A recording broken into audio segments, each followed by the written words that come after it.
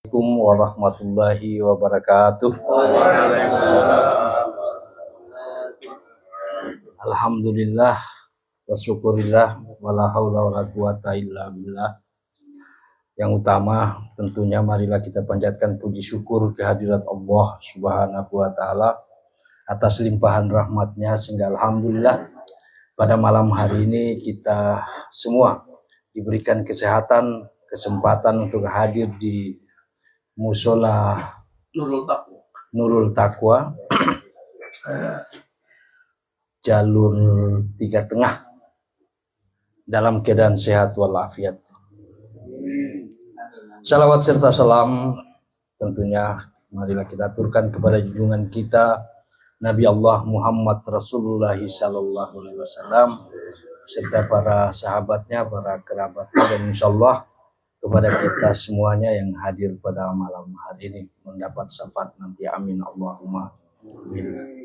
Bapak-bapak sekalian yang kami hormati, Pak Ustadz Rosid, Ustadz Encep, Pak Ustadz Haji Masudi, Pak Imam Mahmudi, dan wabil khusus tuan rumah Pak Sodik dan seluruh jamaah Musola Nurul Taqwa yang kami hormati.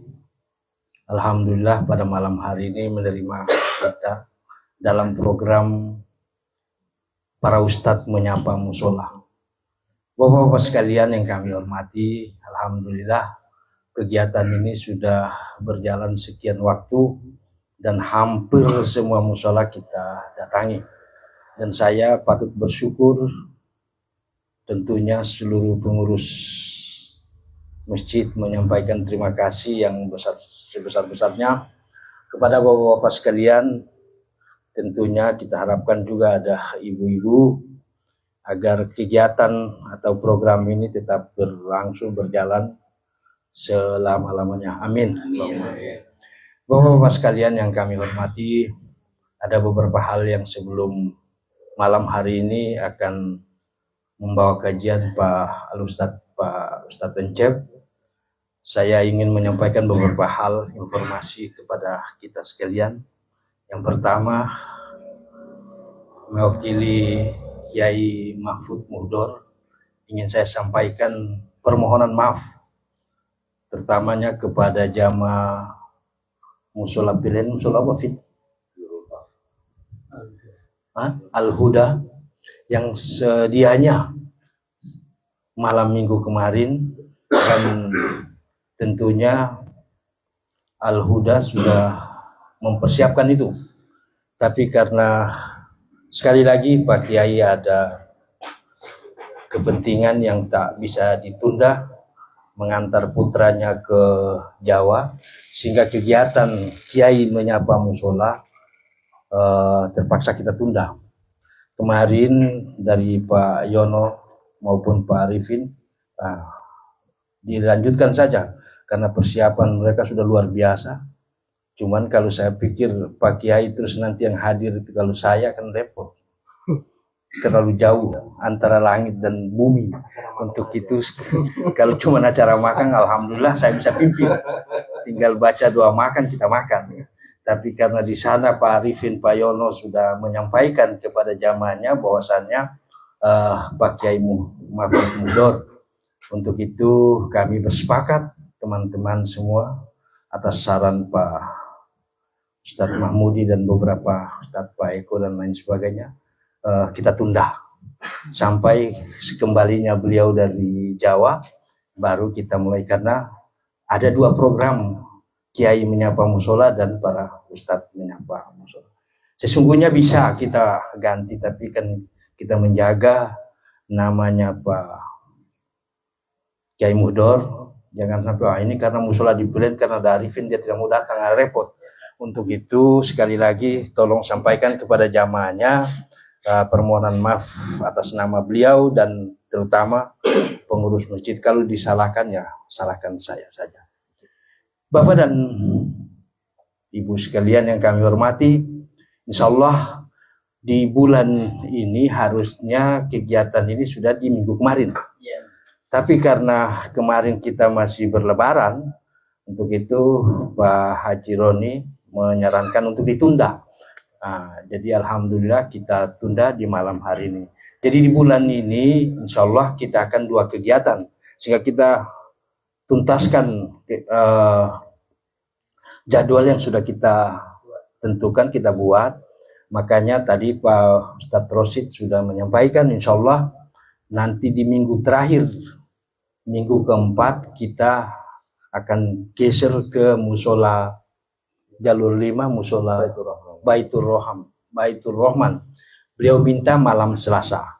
Untuk itu sekali lagi saya berharap kepada kita sekalian, kita hadir bersama-sama nanti insya Allah di minggu keempat, dan kami akan menyampaikan pengumuman itu. Nanti dari sana, tadi Pak Encep juga sudah merequest, jadi nanti selesai dari sana kita menuju ke musola apa Mister Susilo ini, Al-Huda sama. Al-Huda juga. Al-Huda, yaitu nanti di Ustadz Encep mintanya kita kembali seperti malam ini karena jadwalnya beliau di sana juga malam Rabu. Nanti selesai dari sana. Pak Haji Lili, Pak Lili, di musola kita belum Ustadz menyapa musola juga ya. Menyapa musola luar sendiri belum. Insya Allah kami menutup untuk putaran pertama ini. Jadi nanti kalau selesai dari sana tidak ada musola lagi. Insya Allah. Oh, Aliklas belum. Iya Pak Haji, Pak Aliklas baru kiai ya. Seringnya pengajian. Ya artinya kalau harus di Aliklas dulu kita tarik mundur ke Aliklas baru kembali terakhir di kami kan. Nah, jadi berarti dari sana ke Aliklas baru. Ya, ikhlas semuanya di ikhlas penghujung. Pokoknya ikhlas saja lah. Baik Bapak dan Ibu sekalian yang kami hormati, hal yang berikut tadi selepas asar saya diminta Pak Wakil Bupati untuk bertemu dengan beliau selaku Ketua Umum, menyampaikan beberapa hal kepada saya dan suruh disampaikan kepada kita malam hari ini, yaitu menyangkut Muharram dulu. Ada 2 hal yang ingin saya sampaikan. Insya Allah untuk kegiatan Muharram itu 1 Muharram nanti akan kita rapat di hari Kamis. Kegiatannya apa? Nanti kami akan sampaikan berikut di hari Jumat. Kesepakatan rapat itu dengan seluruh ormas.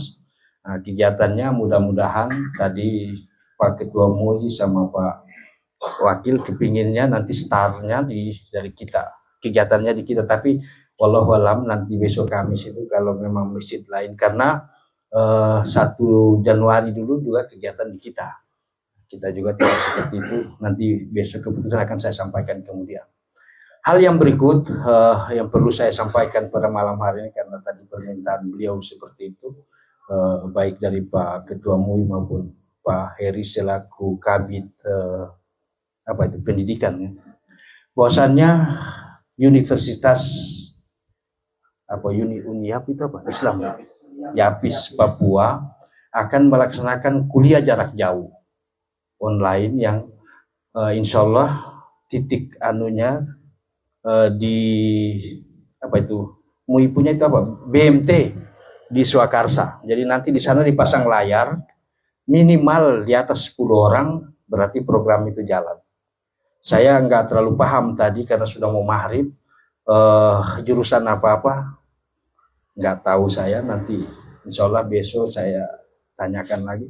Yang penting tadi beliau sampaikan kepada pegawai negeri yang, mohon maaf sekali lagi, yang belum sarjana atau anak-anak muda yang belum sarjana atau para ustadz, para ini yang mau kuliah, itu tadi disampaikan ke beliau minimal di atas 10 orang bisa berjalan.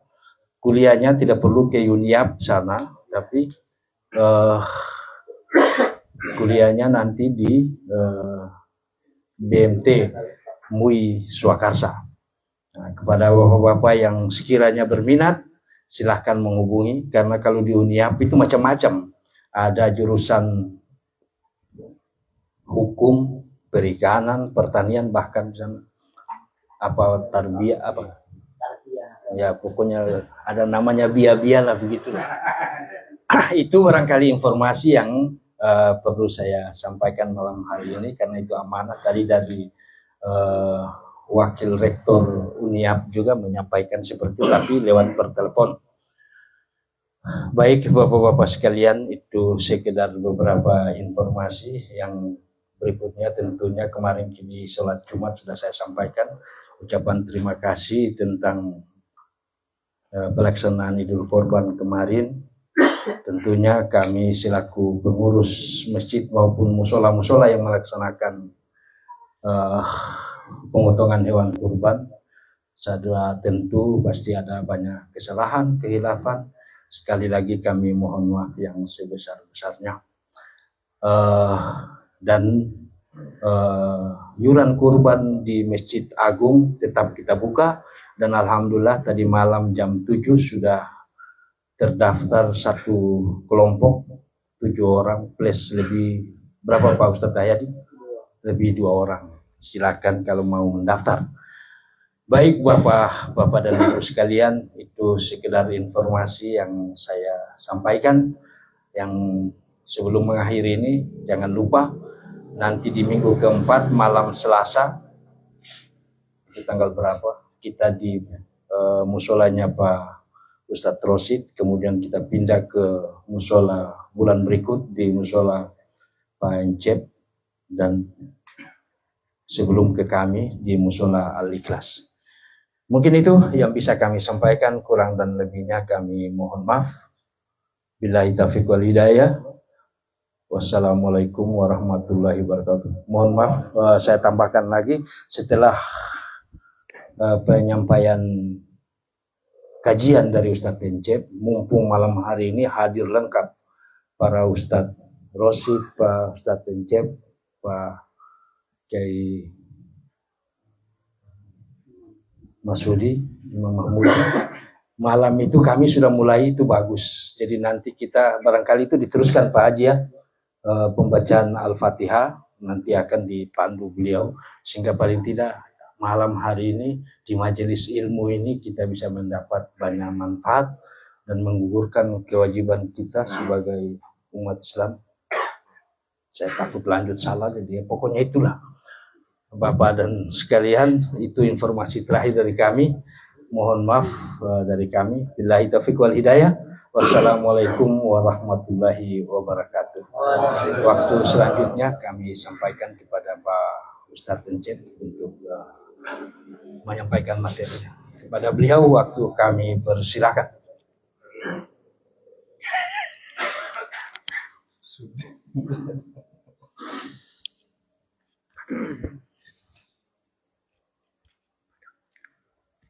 Matiin. Ada beliau. Tambah lagi biar tersambung. Di songkok. Ini nanti yang mufasir. Assalamualaikum warahmatullahi wabarakatuh.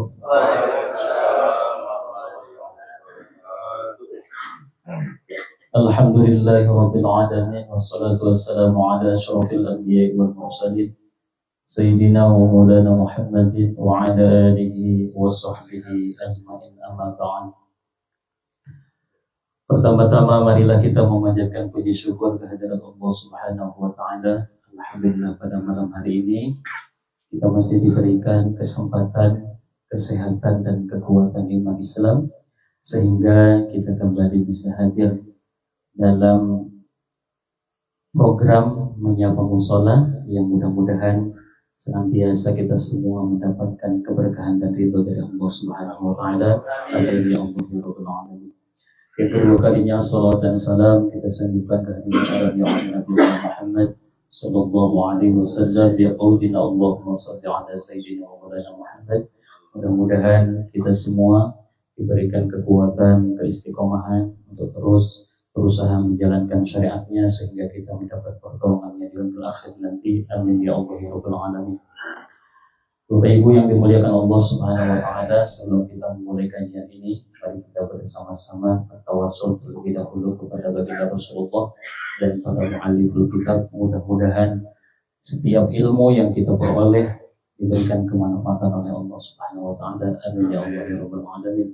Ala hadhihi niyyah wa ala kulli niyatin shalihah bi syafa'ati Rasulillah sallallahu alaihi wasallam.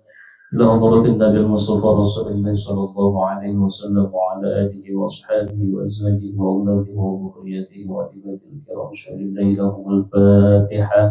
أعوذ بالله من الشيطان الرجيم. بسم الله الرحمن الرحيم. الحمد لله رب العالمين الرحمن الرحيم مالك يوم الدين إياك نعبد وإياك نستعين اهدنا الصراط المستقيم صراط الذين أنعمت عليهم غير المغضوب عليهم ولا الضالين آمين. وخصوصا مؤلفة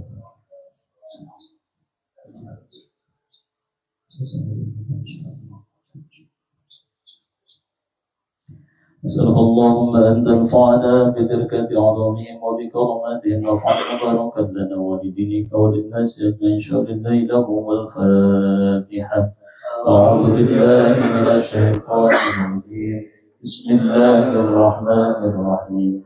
الحمد لله رب العالمين الرحمن الرحيم مالك يوم الدين إياك نعبد وإياك نستعين اهدنا الصراط المستقيم صراط الذين أنعمت عليهم غير المغضوب عليهم ولا الضالين.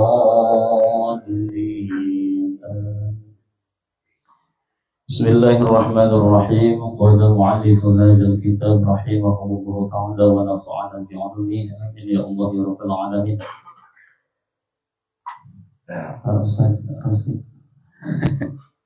Ustaz Mahmudi mohon izin. Bismillahirrahmanirrahim. Saya melanjutkan materi fikih saja karena ya dulu waktu di musola jalur dua sana ya. Jadi saya lanjutkan fikih juga masih berkaitan dengan musola. Bismillahirrahmanirrahim.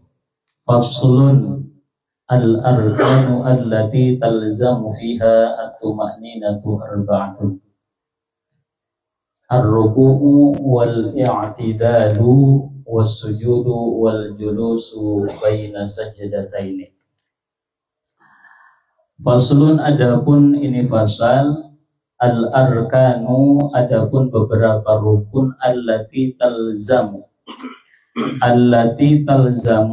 yang harus, yang wajib, ayat tajibu, yang wajib fiha di dalam allati, artinya di dalam sholat ini ya. Apa atumakninatu, yaitu wajib tumakninah, berarti kita wajib diam. Tumakninah itu diam, tenang. Arba'atun itu ada 4. Yang pertama ar-ruku'u, yaitu ruku, wal i'tidalu, yang kedua i'tidal, was sujudu, yang ketiga sujud, wal julusu, dan yang keempatnya duduk, baina sajdataini, di antara dua sujud. Jamaah yang dimuliakan Allah Subhanahu wa taala, di dalam fasal ini akan menjelaskan tentang beberapa rukun sholat yang wajib tumakninah. Jadi di dalam sholat itu ada yang namanya rukun ya. Rukun sholat ada berapa? Ada berapa? Ada? Gak usah ragu-ragu. 5 waktu kita sholat sehari semalam. Ada? Ada 13. Boleh ya, ada 13 atau ada juga 14, ada 17, bahkan ada yang mengatakan 18, tergantung tumakninahnya dipisah ya. Kayak di dalam sujud tumakninahnya dipisah, di dalam ruku dan yang lain. Nah, rukun yang biasa, yang umum aja ya, biasanya disebut 17 ya. Rukun sholat itu kan 17. Di dalam rukun sholat yang 17 itu ada yang harus atau yang dimaksud dengan tumak ninah. Bahkan tumak ninah itu tadi bisa dipisah atau bisa dibarengi gitu kan, bisa disamakan. Nah, maka di sini dikatakan al-arkanu allati talzamu fiha at-tumak ninatu arba'atun. Jadi di dalam rukun sholat ada yang wajib tumak ninah. Jadi bukan sunnah hukumnya, tapi wajib. Nah, namanya wajib ya berarti ya udah tumak ninahnya juga diwajibkan, kan seperti itu. Tumak ninahnya diwajibkan. Nah, yang wajib tumak ninah di dalam sholat itu pada saat kita melaksanakan sholat, khususnya dalam hal ini adalah rukun, itu ada 4 tempat. Yang pertama adalah ar-ruku'u, pada saat ruku. Ruku itu gimana? Ruku itu kalau ruku itu adalah menaruh 2 telapak tangan di atas apa? Yang tumit. Di atas kepala lagi. Jadi di atas lutut ya. Menaruh 2 telapak tangan di atas lutut, itu namanya ruku. Dan kesempurnaan ruku itu kalaupun punggung kita dengan kepala ini sejajar seperti papan ya, bahkan dikatakan seperti papan. Jadi tidak, kadang-kadang kan ada yang ruku tapi kepalanya begini lihat ke atas. Gitu. Jadi sejajar antara punggung dengan kepala, maka itu disebut ruku. Dan adnal kamalnya, paling bawah kesempurnaan ruku itu menaruh 2 telapak tangan ini di atas lutut. Itu tuh sudah didesain, jadi jangan ditambah-tambah. Ini taruh di bawah sini kan. Akhirnya karena sarungnya licin, akhirnya melorot ke bawah. Nah, jadi ditaruh di atas lutut 2 telapak tangan kita itu sudah termasuk adnal kamalnya di dalam ruku. Nah, di dalam ruku ini kita tidak hanya menaruh 2 telapak tangan di atas lutut, melainkan di situ ada yang namanya tumak ninah. Berarti tumak ninah itu ya kita harus diam. Jadi jangan sampai ruku, begitu ruku belum dapat tumak ninah, tangan sudah kiri kanan. Ada nyamuk di pelipis, garuk-garuk belakang kiri kanan gitu kan. Nah, jadi usahakan pada saat ruku itu kita dapatkan dulu apanya? Tumak ninahnya. Ya, dapatkan tumak ninahnya, diam dulu sejenak. Nanti apa itu tumak ninah? Nanti di depan ada penjelasan tentang tumak ninah dan ukuran tumak ninah di dalam sholat. Jadi intinya yang pertama, pada saat kita ruku, maka di situ harus ada yang namanya tumak ninah. 1. Yang kedua, yang diwajibkan tumak ninah di dalam rukun sholat itu adalah wal i'tidalu, yaitu pada saat i'tidal. I'tidal itu apa? I'tidal berdiri bukan setelah duduk. Berdiri setelah ruku itu yang namanya i'tidal, gitu ya. Jadi i'tidal berdiri setelah ruku, biasanya kita membaca atau mengucapkan sami Allahu liman hamidah. Jadi yang menjadi wajib atau rukunnya itu bukan baca sami Allahnya, tapi i'tidalnya ya, berdirinya setelah ruku kita berdiri kembali tegak lurus. Nah, itu pada saat kita i'tidal, maka di situ pun harus ada yang namanya tumak ninah. Bahkan di sini rawan nih ya. Rawannya apa? Begitu sami Allahu liman hamidah, tangan kita begini nih. Kayak orang mau gerak jalan gitu. Nah, itu harus diam dulu. Kenapa? Karena ada tumak ninah, sami Allahu liman hamidah. Maka disunahkan itu kembali lagi sedekap seperti kita sholat awal gitu kan, setelah takbiratul ihram. Kenapa? Karena mengkhawatirkan jangan sampai tidak dapat tumak ninahnya, karena di situ ada tumak ninah pun yang wajib pada saat kita i'tidal. Jadi ketika sami Allahu liman hamidah, maka kita tangannya harus diam supaya mendapatkan tumak ninah di dalam i'tidal. Yang kedua, hukumnya wajib. Yang ketiga, tumak ninah di dalam sholat itu adalah wasujud, pada saat sujud. Nah, pada saat sujud tuh nggak usah korek-korek telinga dan yang lainnya. Jadi sudah sujud saja, ya kan? Pada saat kita sujud, maka ketika apa ini namanya? Jidat ke dahi. Ya, jadi kalau 7 anggota sujud itu sudah nempel di tempat sujud, maka usahakan dapatkan tumak ninahnya, ya kan? Jadi hanya 7 anggota sujud. 7 atau 8? Ada yang 9? Satu ini ya, ini apa namanya tadi? Terserah mau jidat ke mau dahi. Jadi 1 dahi. Yang kedua, telapak tangan. Ini suruh selesai. Yang kedua telapak tangan. Ini mana tadi? Hilang, selesai sudah.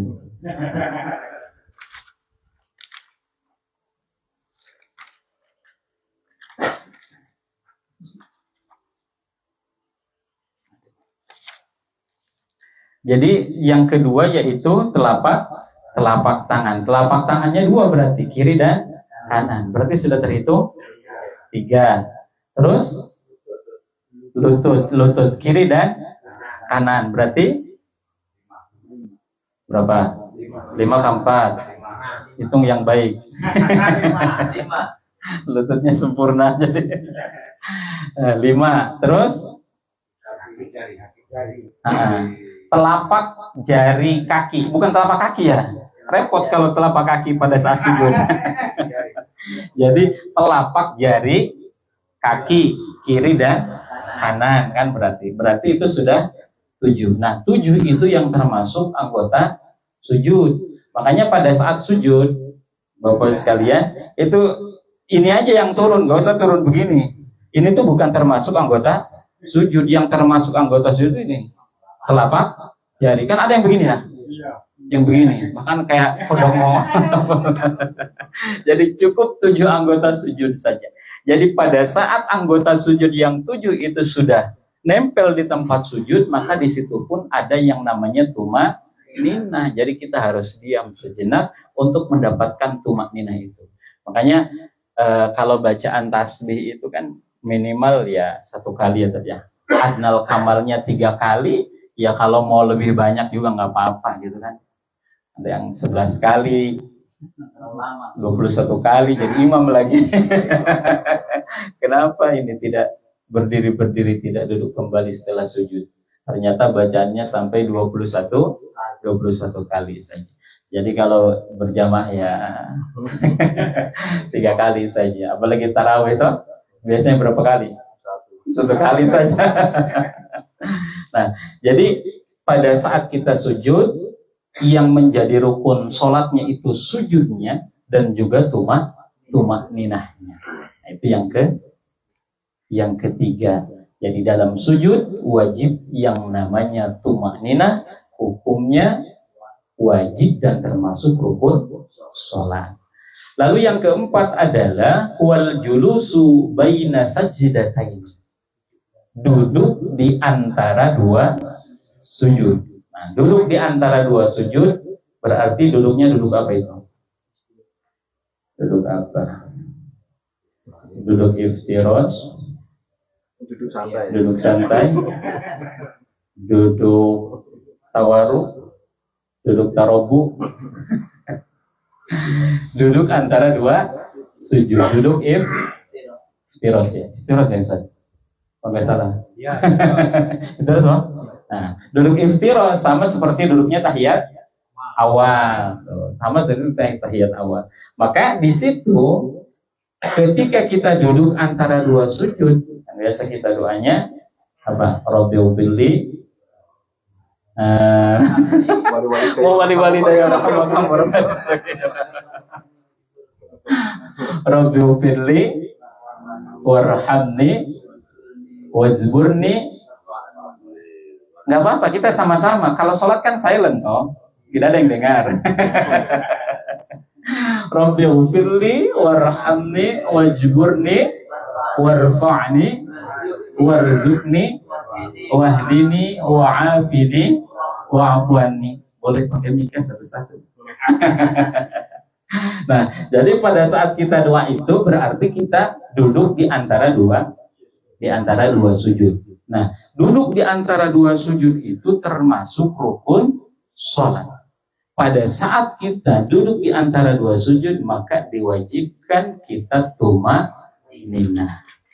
Jadi kalau sudah Allahu Akbar, maka kita harus diam untuk mendapatkan tumaninah di dalam duduk antara dua sujud sambil kita berdoa, Allahumma Rabbighfirli warhamni wajburni warfa'ni warzuqni wahdini wa'afini wa'fu'an. Jadi diam pada saat sholat, khususnya dalam hal ini adalah tumaninah, itu ada empat. Yang pertama pada saat masih hangat nih. Yang pertama pada saat ruku, yang kedua i'tidal, yang ketiga sujud, yang keempat duduk antara dua sujud. Itulah tempat yang dimana diwajibkan tumaninah. Apa itu tumaninah? Nah, di sini dijelaskan. Sudah ya, nanti PR ini. Jadi tumaninah itu adalah at-tumaninatu hiya sukunun ba'da harrakatin bihaitsu yastakirru kullu 'udwin mahalahu. Bihaitsu yastakirru kullu 'udwin mahalluhu biqadri subhanallah. Ya. Jadi yang dimaksud dengan tumaninah itu adalah yang kita bilang tadi diam ya, di empat tempat itu. Yang dimaksud dengan tumaninah hiya sukunun ba'da harokatin, itu diam setelah kita bergerak. Berarti bergerak itu pindah dari satu rukun ke rukun yang lain ya. Bihaitsu yastakirru kullu 'udwin. Jadi dengan perkiraan seanggota tubuh kita itu sudah diam pada tempatnya. Kita berdiri sudah diam. Gitu kan? Nah, itu tumaninah mahalluhu pada tempatnya anggota tersebut. Biqadri subhanallah, dengan ukuran membaca subhanallah. Nah, kalau kita tadi dalam sujud membaca tasbih sampai berapa? 3 kali, ya kan? Subhana rabbiyal a'la wa bihamdi, subhana rabbiyal a'la wa bihamdi, subhana rabbiyal a'la wa bihamdi, berarti sudah melebihi ukuran daripada tumakninah. Karena tumakninah itu ukurannya adalah dengan ukuran membaca subhanallah, itu sudah termasuk tumakninah sedikit saja.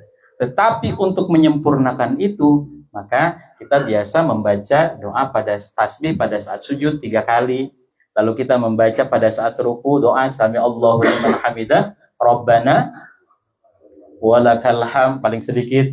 Kalau paling banyaknya Rabbana walakal hamdu mil'us samawati wa mil'ul ardi wa mil'u ma syi'ta min syai'in ba'd. Jadi itu lebih panjang lagi. Nah, dengan membaca itu berarti kalau anggota badan kita diam lalu kita baca doa tadi, baca tasbih tadi, itu sudah termasuk ukuran tumaninah, bahkan lebih, yang seperti itu. Pun sama pada saat kita ruku, subhana rabbiyal azimi wa bihamdi, pada saat kita duduk antara dua sujud tadi, Rabbighfirli warhamni wajburni warfa'ni warzuqni wahdini wa'afini wa'afwani, berarti itu sudah melebihi daripada ukuran tumakninah. Yang penting anggota tubuh kita, ya, anggota badan kita itu diam sejenak supaya mendapatkan yang namanya tumakninah. Itulah diantara tumakninah yang terdapat di dalam sholat. Mudah-mudahan dengan kajian pada malam hari ini, insya Allah bisa menjadikan salah satu bagaimana kita bisa menjaga ibadah sholat kita, khususnya rukun-rukun sholat kita, sunnah-sunnah sholat kita, sehingga sholat kita diterima oleh Allah Subhanahu Wa Taala dan sah menurut fikih. Amin ya Allah ya Rabbal Alamin. Mungkin itu saja. Nanti kalau ada pertanyaan di luar daripada ini, ada Pak Ustadz Mahmudi, ada Pak Haji, kami persilahkan jika ada pertanyaan. Pancet mengapa diam saja? Kan udah bicara ini banyak. Dia mencarikan masalah. Saya mau tanya Pak Ustaz. Oke, monggo. Lebih tepatnya mungkin minta apa ya? Sudah Tanya sudah. Sudah. Gimana mengkhusukkan ketika kita mau sholat berjamaah? Terus di saat sholat itu ada salah satu dari saf yang kita sholat ini suaranya terlalu kencang. Karena kita sudah mulai start kita sholat. Ya. Tiba-tiba dari samping A'udzubillahi minasyaitonir Allah. Itu kan bagaimana cara mengatasi memantapkan hati lah. Ya. Supaya kita tidak terkecoh kadang-kadang kan, wah pasti hati kecil akan kita bermacam-macam di masjid. Ada juga orang sholat ngomong begini.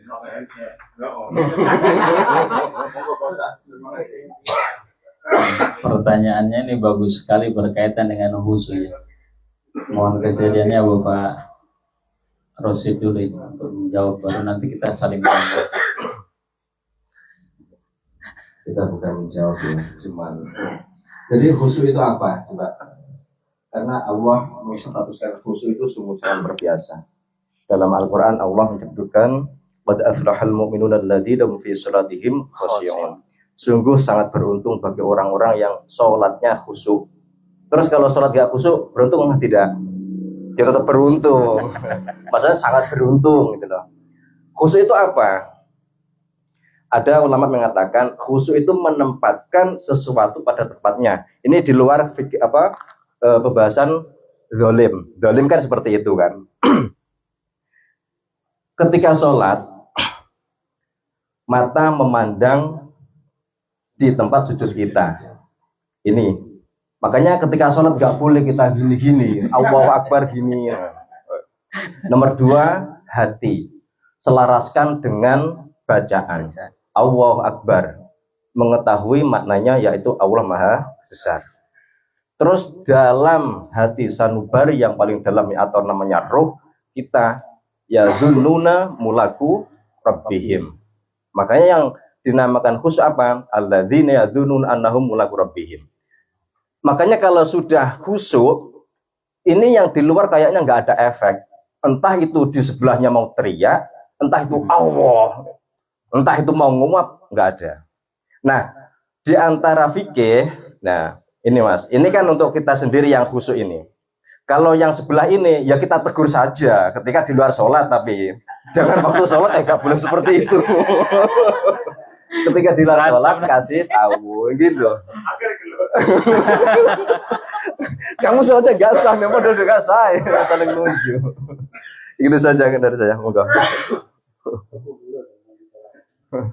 Pak Imam Mahmudi mungkin ada tambahan. Bukan dulu dari Pancet.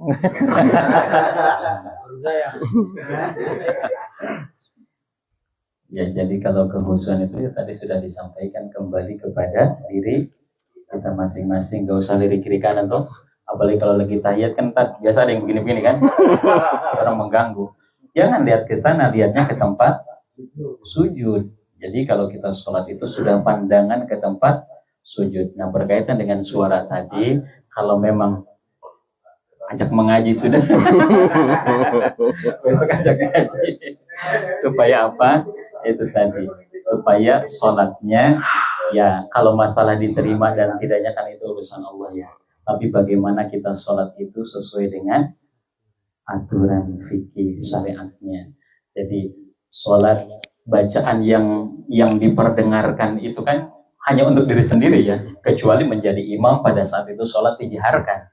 Itu kan untuk mengisyaratkan kepada makmum. Nah kalau sholatnya sirri, bahkan kita sebagai menjadi makmum ketika baca Fatihah, kan rukun sholat itu ada rukun yang memang harus dilafadzkan, diucapkan, diqaulikan. Maka disebut dengan rukun qauli. Mana rukun qauli? Yang pertama ada yang namanya takbiratul ihram, terus baca Fatihah, terus tahiyat ya, sholawat gitu kan, terus salam. Nah itu yang harus didengar, tapi bukan didengar oleh orang lain, cukup didengar oleh diri sendiri, karena dimaksud itu dengan rukun qauli. Nah kalau sampai mengganggu yang di sampingnya, nah, berarti jangan sampai. Nah kalau mengganggu ya namanya mengganggu sholat ya. Makanya itu tadi, ilmu itu penting supaya bagaimana pelaksanaan ibadah kita sesuai dengan syariat. Dan di sini luar biasa, setiap minggu, setiap bulan kajian tidak berhenti. Kalau kita datang, wah luar biasa, mantap ilmunya, khususnya pembekalan kita, pribadi kita untuk melaksanakan ibadah kepada Allah Subhanahu wa Ta'ala. Jadi seperti itu. Nah, kalau khususnya tadi beliau sudah menjelaskan dan Pak Imam Mahmudi sudah menyiapkan argumen. Silakan Pak.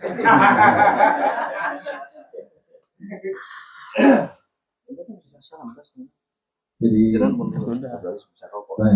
sudah salah. Tadi dibilang busuk itu bukan kaku-kaku lewat yang busuk, Pak. Itu Bapak Ucem namanya. Jadi busuk itu memang tingkat-tingkatan. Seperti kejadian sahabat Umar bin Khattab ketika setelah perang itu terkena panah di kakinya. Nanti ketika dicabut itu sakit, bilang aduh. Sayyidina Umar bin Khattab. Terus Sayyidina Umar bin Khattab bilang cabut nanti ketika saya sholat. Ketika Allahu Akbar ditunggu sampai dicabut itu juga nggak terasa, di saking khusyuknya. Terus turun lagi ke para tabi'in, itu khusyuknya juga beda, nggak sama dengan khusyuknya para sahabat. Sampai pada ulama, sampai pada guru-guru kita sampai kita. Jadi intinya khusyuk itu tingkat-tingkatan. Ketika kita Allahu Akbar, kita yang kita tuju, yang kita sembah, semua hati dan pikiran kita hadapkan kepada Gusti Allah. Tapi yang mau macam-macam, mau dikatanya macam-macam. Ada Allahu Akbar, tempe ku mau roti, itu manusiawi, apalagi orang di zaman akhir. Macam begitu itu kata ulama, kembalikan. Saya ingat itu karena diingatkan Allah. Terus membimbing hatinya. Ketika ingat lagi apa? Nah, itu hatinya dibimbing.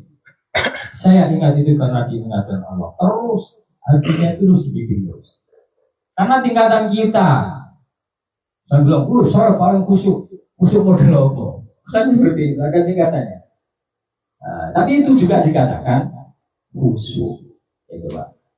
Terus yang kedua, batasan orang makmum itu bacaan sir, bacaan pelan itu sebatas telinganya sendiri. Jadi yang mendengar itu telinganya sendiri, batasannya. Itu yang dimaksud di dalam fikih ini. Ini ada saya punya takbir ini. Takbir dalam kitab. Saya itu kalau bicara fikih kalau nggak punya takbir nggak bisa Pak. Sama atau semua juga. Orang sampai cium ngarang berarti. Iya, harus ada lambingnya. Baca dari awal kitab ke Itu dalam Al-Qur'an Nawawi juga ada. Jadi intinya batasannya syur atau bacaan pelan bagi seorang makmum itu yang mendengar adalah telinganya sendiri. Tapi yang dimaksud telinganya normal, Terakhir sendiri gak normal, Pak. Ada telinganya buntut. Ancaman yang berpekan. Yang buntut berarti kan keluar dari kaidah itu. Yang dibahas itu pokoknya semua hukum fikih itu membahas yang normal. Dan misalnya nggak normal, nggak perlu ada bahasan, bukan normal. Kalau Allah, apa tombol sampai RT burung kabel. Karena apa? Telinganya udah nggak normal, udah belum. Tapi telinganya normal, itu bahasa batasannya itu yang mendengar adalah telinganya sendiri. Itu. Jadi nggak bisa kita keraskan, itu nggak bisa. Itu bahasan bacaan sir, bacaan pelan dalam kita bermakmum. Kalau dikeraskan nggak bisa, karena akan mengganggu makmum.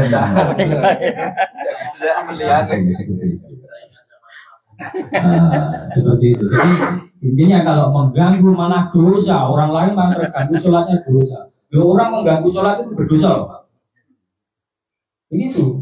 Sampai dulu pernah kasus di Bandung, saya pernah di Bandung dulu, di kota besar itu kan nafsi modelnya. Di depan itu ada kafe keras sekali, di sini masjid. Begitu, wah keras, lagunya lagu Sunda itu Pak. Ini kisah nyata, itu saya di sana. Begitu imamnya, alhamdulillah, rabbil alamin. Masih normal. Akhirnya terbawa lagu karena saking kerasnya. Iya karena iya karena sakit. Loh, ini kan rusak semua. Gue pikir gak dosa. Makanya sampai misalnya dekat-dekat dengan sholat, dekat masjid.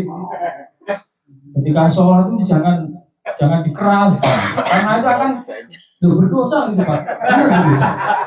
Karena mengganggu orang sholat itu apapun itu berdosa. Karena dia benar-benar ingin menyembah pada Tuhannya dihalangi. Itu di situ. Jadi batasannya itu tadi sir makmum itu sebatas telinganya sendiri. Itu dibahas telinga normal ya. Kalau nggak normal berarti keluar dari kaidah ini. Allah alam. Bagaimana? Masih ada? Iya. Mungkin ini yang inilah apa? Biasanya itu kita lihat kasus. Ya, mohon maaf. Biasanya karena mohon maaf, kita itu kan Islam warisan. Ya, tapi alhamdulillah. Maksudnya dengan ilmu Islam ibadah-ibadah yang menyangkut tentang fikih, kadang kita itu kan mengikuti dari kecil kan. Untuk yang tamakninah yang barusan dikaji ini biasanya setelah rukuk waktu i'tidal ini tadi kan semua anggota harus berhenti, cukup mengucapkan subhanallah. Biasanya ini mohon maaf saya lihat, tapi saya lihatnya nggak pas saya sholat, pas saya sholat. Saya bilang dia teman satu lama kok sami Allah alhamdulillah ini masih gerak-gerak langsung turun. Padahal kan tadi kan tamakninah itu rukun di dalam rukun kan, gitu. Rukunnya yang satu ya harus memang selesai, ya harus memang diam semua, cukup mengucapkan subhanallah tadi. Makanya perlu praktek secara massal sholat sami Allah liman hamidah ini harus berhenti, ya. Karena ini Mas ya refleks itu. Ya mungkin ya. Ya maksudnya saya nggak ngurus siapa-siapa, maksudnya ya improvis sendiri semua. Karena padahal biasanya kita juga sama-sama ngaji gitu. Kenapa mau jatuh? Dibiarkan. Berarti itu sudah nggak normal. Nggak normal apa berarti sholatnya tidak bisa, sudah keluar dari sholat langsung perbaiki. Masa kita ulang lagi sudah. Kita mau mengamankan rukun sholat, tapi secara aurat kita lepas semua, malu-maluin orang. Iya. Silakan, masih ada satu lagi aja. Sudah nggak ada? Ini wakil Kang Sarsi. Beliau bertanya. Suruh menanyakan lah. Namanya Kang Karti. Asisten yang menanyakan. Beliau menanyakan. Nah, ketika ya mungkin untuk kapasitas musola mungkin masih bisa lah.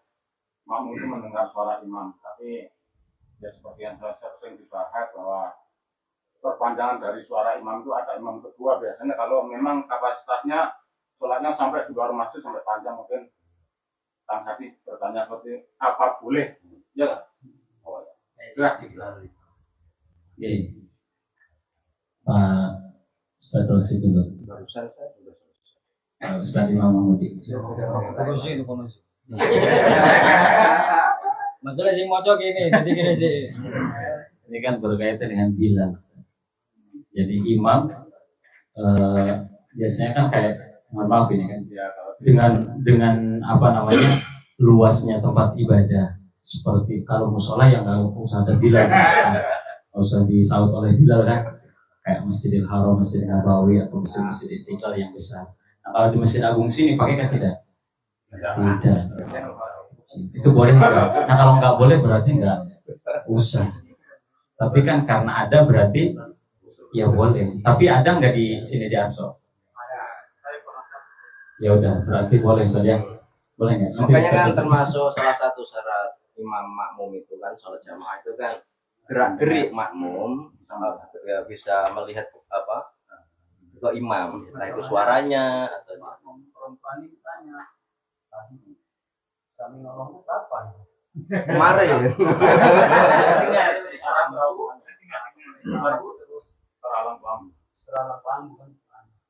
Nah, makanya itu tadi, kalau tidak melihat gerakannya imam, maka bisa mendengar suaranya imam.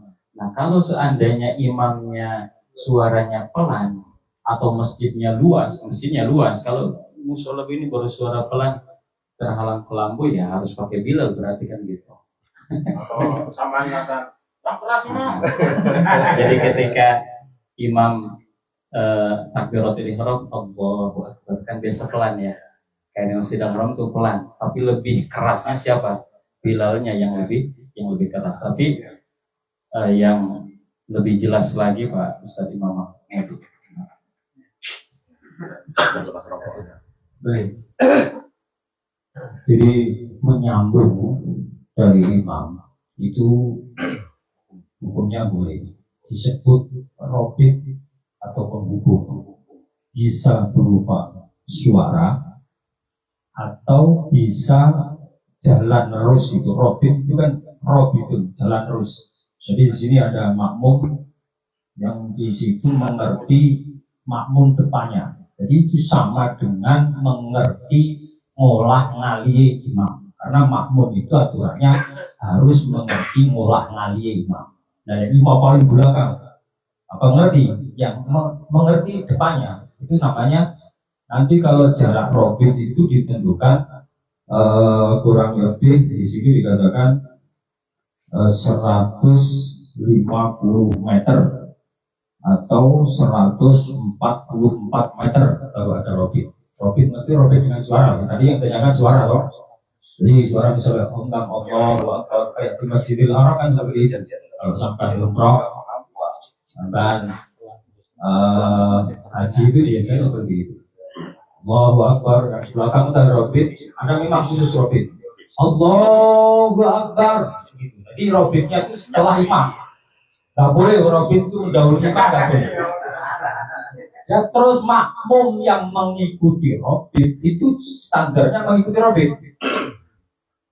Ya, makmum yang mengikuti robit standarnya mengikuti robit. Robit penghubung ini tadi. Jadi misalkan kayak di Masjidil Haram, pokoknya masjid-masjid besar. Itu misalnya imamnya Allahu Akbar. Belakang ada speaker lagi, salon lagi yang dipegang oleh robit. Allahu Akbar. Tapi robit itu harus setelah imam. Imam selesai langsung robit.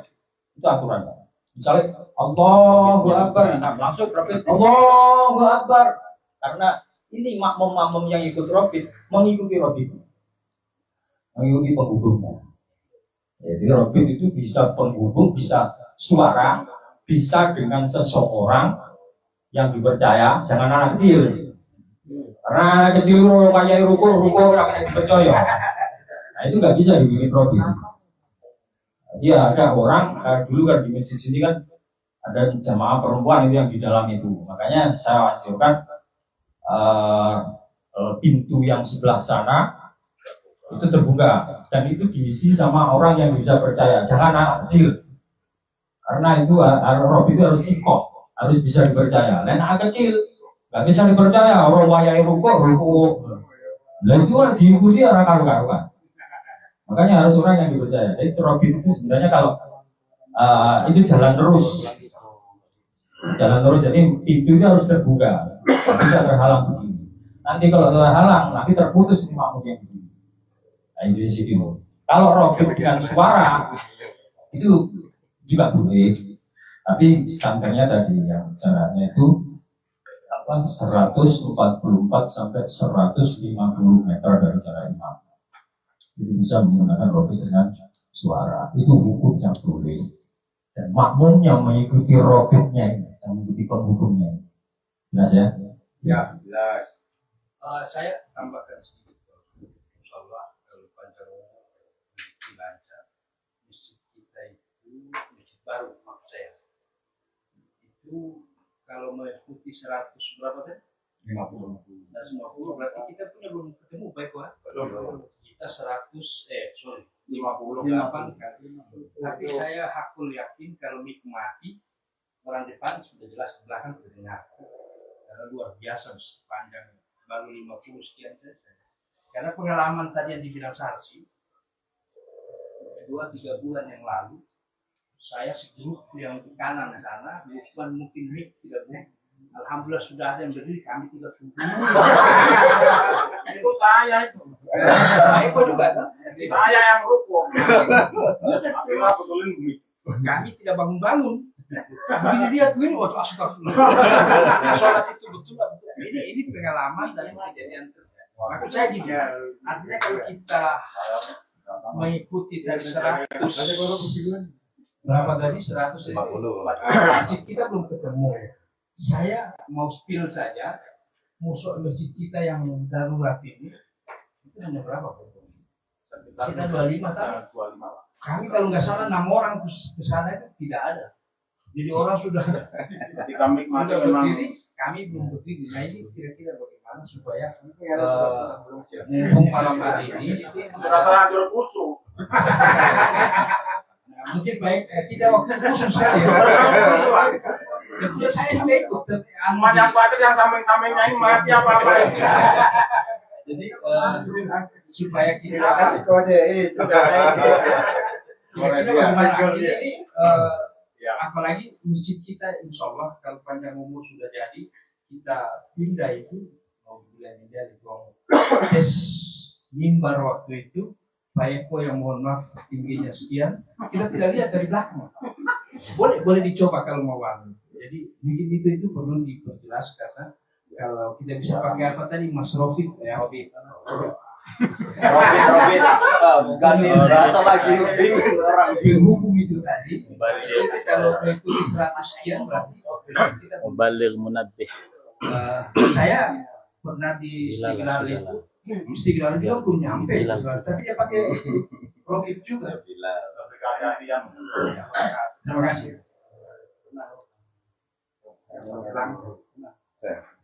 Ya, makanya pertama ketika syarat jadi makmum atau sholat jamaah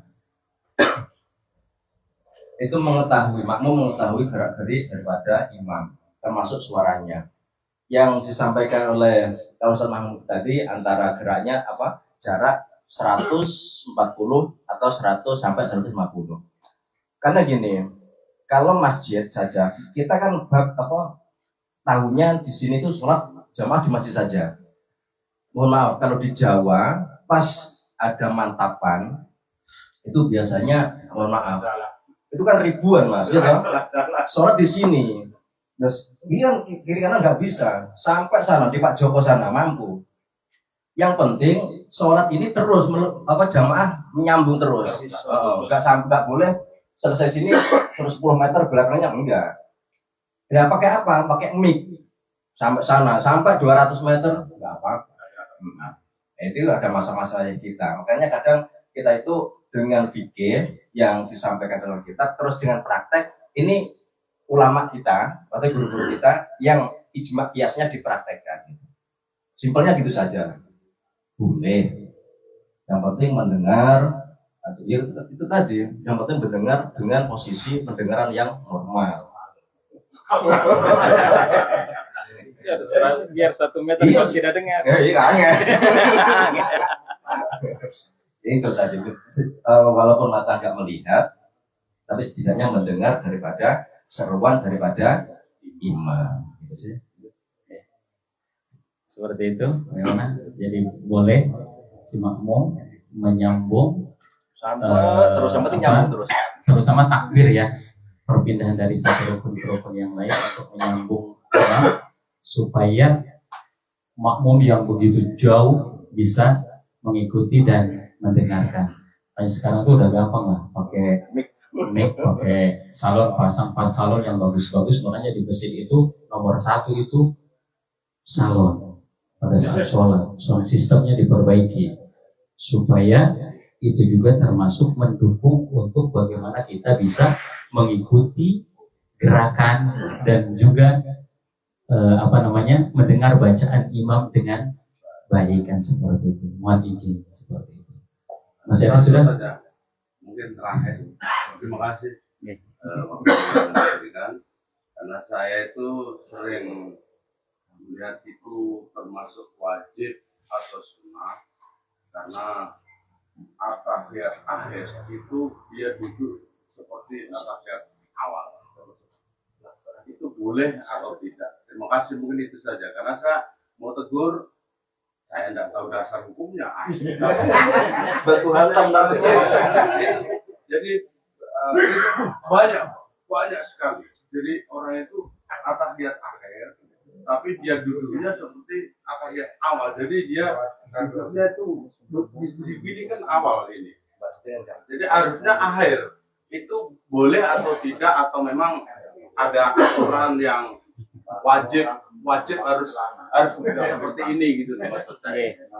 Memang banyak sekali. Jadi duduk tahiyatul akhir sama duduknya dengan tahiyatul awal, walaupun ini pernah dibahas di musola jalur 2 sana. Jadi kami mohon penjelasan kembali Pak Ustaz Rosi. Kemarin kemarin yang saya ngomong, dengan sama. Itu saja. Karena saya masih ingat begitu Ustaz. Jadi kayaknya kalau Ustaz yang menyampaikan lagi lebih jelas seperti itu. Iya, kita itu sambil merokok nggak apa-apa ya. Nggak apa-apa. Membahas topiknya nggak apa-apa. Yang penting waktu sholat nggak boleh sambil rokok. Ya. Pokoknya faktor jazak itu kalau nggak tahu itu apa tafsirnya Imam Sa'rawi. Kalau kita nggak lupa. Pokoknya faktor jazak. Bagaimanapun kamu duduk diperbolehkan. Ya, duduk, bahkan ada ulama yang mempraktekkan Habib Toha dari Pasuruan itu mempraktekkan gini sampai aneh. Sampai ini loh siwa ini loh diperbolehkan, nggak apa-apa. Terima kasih. Jadi karena memang kadang saya itu ya, karena dari kecil dulu tuh seperti itu yang kami dapatkan. Jadi kadang-kadang menyalahkan begitu. Waduh, ini kok nggak kayak saya dulu yang saya dapat. Jadi Padahal sedapatnya pun itu buatan lurus. itulah makanya saya nggak dengar. Dasar hukumnya kita tidak tahu kan. Terima kasih. Selanjutnya Pak Ustaz Imam Ahmadi, beliau sudah siap juga untuk menjelaskan. Jadi begini Pak, itu memang ada 2 dalam sholat, ada duduk tawadhu iftirosh itu duduk tahiyat awal, ada duduk tawadhu. Jadi aturannya juga jelas. Kalau duduk iftirosh itu kakinya diduduki, terus yang satu manjat. Terus kalau duduk tahiyat akhir atau tawarruk itu yang kaki kiri diselongkapkan sama kaki kanan, kemudian kaki yang kanan itu manjat. Itu Tapi umpama duduk tahiyat akhir kok pakai duduk tahiyat awal, itu tidak membatalkan sholat. Tapi kalau sampai ingin sunnahnya, ya pakai itu tadi sesuai anjuran dari fikih itu tadi. Karena itu memang tuntunannya dari Rasulullah SAW. Jadi misalkan duduknya sampai pakai tahiyat akhir atau tahiyat awal, itu tidak membatalkan sholat. Tapi intinya sampai ingin sunnahnya, ya sesuai protap itu tadi. Ikhtiros untuk tahiyat awal, duduk tawarruk tahiyat akhir, ya tahiyat akhir. Seperti itu. Sudah ketua MUI duduknya silon. Itu kan ya, ini bagaimana? Ya gambar pada sholat. Secara mikir pun memang nggak pada sholat. Cuma nggak dapat kesunnah. Saya wallah. Jadi itu bagi yang normal. Normal pemikiran, normal baca. Jadi intinya duduknya, kalau duduknya cuma bisa begini ya duduk begini. Bahkan jangankan begini, di kursi aja kan bisa kan? Ya. Jadi intinya bagi yang normal. Seperti itu. Dan itu saja untuk kajian kita pada malam hari ini. Ya. Kita lanjutkan dengan bacaan Fatihah oleh Pak Haji Masudi. Nanti setelah itu baru kita tutup dengan doa seperti itu. Amin.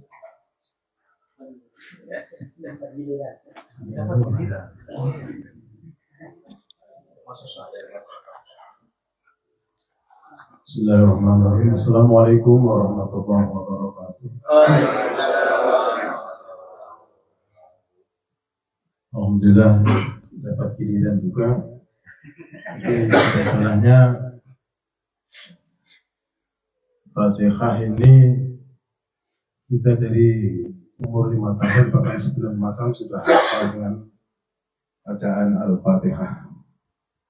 Akan tetapi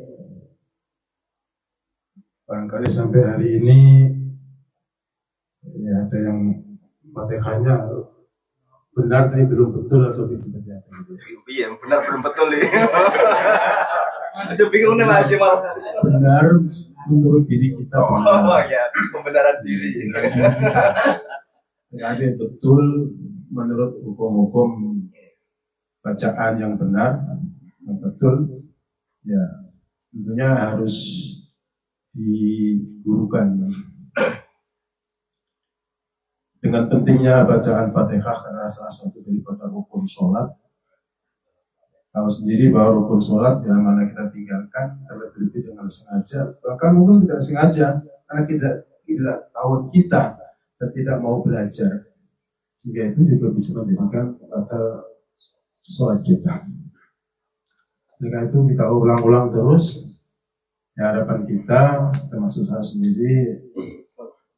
Kemudian ada Pak Ustaz Mahmudi, Pak Ustaz Wijaya, Pak Ustaz Salah, Ustaz yang lain yang barangkali juga disimak bersama, barangkali saya termasuk sebuah benar bisa dibenarkan. Dengan harapan ya Fatihah kita ini benar dan betul. Dalam singkat waktu bacaan yang benar itu kan ada hukum-hukum dalam bacaan. Kalau mau belajar bacaan yang benar ya mulai dari nol, artinya dari makhorijul hurufnya, dari sifat-sifatul huruf, kemudian dari hukum-hukumnya, ahkamul huruf. Ya kalau mau belajar dari nol, dari makhorijul hurufnya benar ya lama. Memang bacaan Fatihah itu Pak Ustaz sampaikan bukan berbulan-bulan hanya belajar Fatihah. Ternyata kalau mau kita belajar dengan benar ya lama. Baik, untuk singkat waktu, di dalam Al-Fatihah itu sendiri perhatikan bahwa ada di dalam kalau kita ikut kajian kitab apa itu Safinah itu dipelajari bahwa di dalam Fatihah itu juga ada kalau saya ada 14 tasdid. 14 tasdid. Jadi kalau misalnya hanya dipakai 12 atau 10 ya berarti belum sempurna. Di mana letaknya tasdid itu? Kita mulai dari dari pertama Bismillah itu kan berarti ada tasdid. Tasdid 2, Ar-Rahim ketiga. Kemudian Alhamdulillah 4, Rabbil 5, Ar-Rahman 6, Ar-Rahim 7, Maliki Yaumiddin 8. Iyyaka na'budu wa berarti 9, 10. Iyyaka na'budu wa iyyaka nasta'in. Ihdinas sirata. Tasdid ke-11. Siratal ladzina an'amta 'alaihim. Siratal ladzina. ke-12. An'amta 'alaihim ghairil maghdubi 'alaihim waladdallin. Itu ada tasdid ke-13 dan dhalin itu ada yang ke-14. Jadi kalau tasdidnya itu ada 14. Kemudian tasdid itu bagaimana? Tasdid itu adalah bahasanya dinabrohkan, ditekan, ada penekanan tasdid. Kalau tanpa penekanan berarti tasdidnya tidak sempurna. Jadi ada tasdid yang sempurna. Baik, kita mulai saja, kita sama-sama baca ya.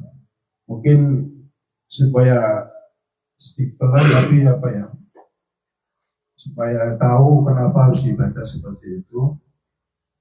Bismillah gitu ya. Karena millah itu adalah diawali dengan kasrah maka dibaca tafkhim, dibaca tipis, bukan bismillah. Tafkhim itu tebal. Kalau ada baca, imam pernah baca walillahil asma'il husna. Ya, itu berarti ya yang khilaf tapi diulang-ulang berapa kali. Walillah. Bismillahirrahmanirrahim.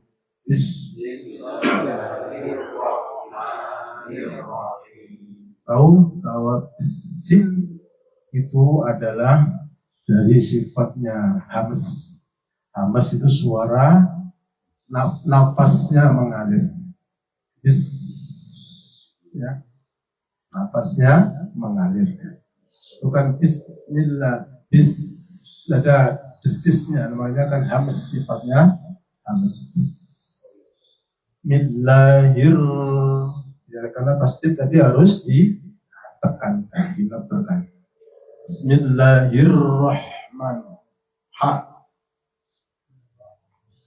Ha juga sifatnya adalah hamas. Huruf hamas itu ada 10 yang tergabung dalam bahan tahu saksun sakasa. Itu ada 10 sifat hamas huruf hijaiyah. Jadi ada 10. Di luar daripada itu adalah sifatnya jahar atau tertahan. Itu dari sisi nafas. Bismillahirrahmanirrahim. Ya, rohnya itu karena hamas harus ada desisnya. Rahmanirrahim. Bismillahirrahmanirrahim. Sama-sama. Bismillahirrahmanirrahim. Maksudnya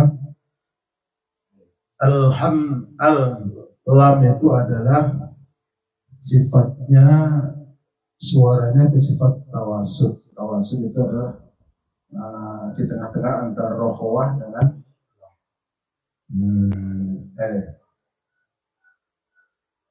tengah-tengah. Jika tertahan, ada sedikit tertahan, bukan ada tengah-tengah. Hamnya adalah memati ketemu dengan huruf dal, adalah hurufnya apa? Memati ketemu dal. Izhar syafawi. Jadi harus jelas. Alhamdulillahi Rabbil Alamin. Alhamdulillahi Rabbil Alamin. Ar-Rahman, haknya harus tadi harus Ar-Rahmanir Rahim. Ar-Rahmanir Rahim. Maliki Yaumiddin. Maliki Yaumiddin. Ya, karena yau itu adalah matnya matlin. Jangan sampai dibaca Maliki Yaumid yau. Yau matlin itu ada dua, wawu dengan ya. Kalau wawu dibaca misalnya fathah au, kalau ya dibaca ai bukan ai. Au ai, jadi jelas u dengan i. Maliki Yaumiddin. Maliki Yaumiddin. Iya, ada tasdid, iya karena berdua. Iya itu juga tasdid, ada penekanan. Iyyaka na'budu wa iyyaka nasta'in. Iyyaka na'budu wa iyyaka nasta'in. Huruf sin di samping juga sebagai hamas, juga dia sebagai huruf bukan rohwah, dan sifatnya dia tidak bukan huruf rohwah, artinya bukan huruf yang tebal. Membedakannya huruf tebal dengan tipis itu adalah kalau tipis bibir kita ini agak sedikit senyum. Iyyaka na'budu wa iyyaka jadi sedikit senyum, sedikit senyum, ada senyum. Jadi iya, karena kalau mulutnya tertutup ya hamznya nggak muncul, tertutup. Jadi kalau karena bukan sifat rohwah huruf tebal, maka dia harus dibaca tipis. Dan untuk membedakan tipisnya itu adalah agak sedikit senyum. Ada mulutnya ada sedikit senyum. Tapi dia harus berdesis karena sifatnya hamas. Iyyaka na'budu wa iyyaka nasta'in. Iyyaka na'budu wa iyyaka nasta'in. Ihdinas sodnya juga memiliki sifat hamas. Ihdinas sirat. Ihdinas hak itu karena kan letaknya adalah di kerongkongan bagian bawah. Ihdinas siratal mustaqim. Ihdinas siratal mustaqim. Ingat sinnya bukan huruf rohwah, tapi tipis. Ihdinas siratal mustaqim. Ihdinas siratal mustaqim. Siratal ladzina an'amta 'alaihim. Siratal ladzina an'amta 'alaihim. Ghairil maghdubi 'alaihim waladdallin.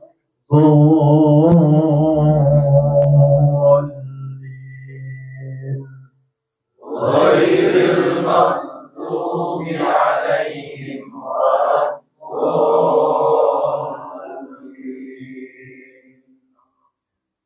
Dolin adalah itu panjangnya 6 harokat.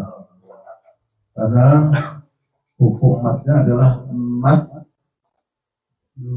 jaiz mustaqbal ilmi, ya, dibaca dengan harokat. Mat asli bertemu dengan tasdid maka dibaca bol, tapi jangan sampai bol. Bolnya itu yang 6 harokat. Bol ini tasdidnya, tasdid penekanan. Bol tadi yang tasdid yang 14 tadi harus ada penekanan karena tasdidnya. صراط الذين أنعمت عليهم غير المغضوب عليهم ولا الضالين. صراط الذين أنعمت عليهم غير المغضوب عليهم ولا Mudah-mudahan ada benarnya. Kalau mau dibaca lengkapnya, biasanya nanti kalau tidak sama seperti itu ada ditambah-tambah, ada tawaludnya. Alhamdulillahi Rabbil Alamin. Biasanya dikasih irama, malah ada tawaludnya. Banyak untuk peluang untuk ditawaludkan itu banyak, karena dirasa enak gitu. Apalagi sudah terbiasa dibaca tawalud, tawaludnya muncul terus. Kalau nggak ada tawaludnya nggak enak gitu. Wairil maghdubi alaihim. Demikian untuk pembacaan Fatihah sama-sama pada malam hari ini. Mudah-mudahan bisa menjadikan satu pelajaran buat kita bersama untuk bisa diterapkan pada saat sholat kita. Mudah-mudahan sholat kita oleh Allah Subhanahu Wa Taala. Ya, sebelumnya mohon dimaafkan. Assalamualaikum warahmatullahi wabarakatuh.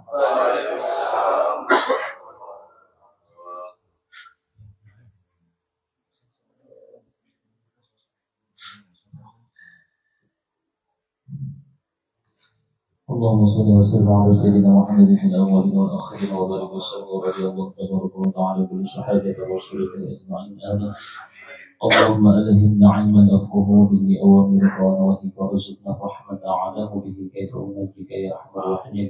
اللهم ارزقنا فحم النبيين وحفظ المرسلين والهام الملائكه المقربين.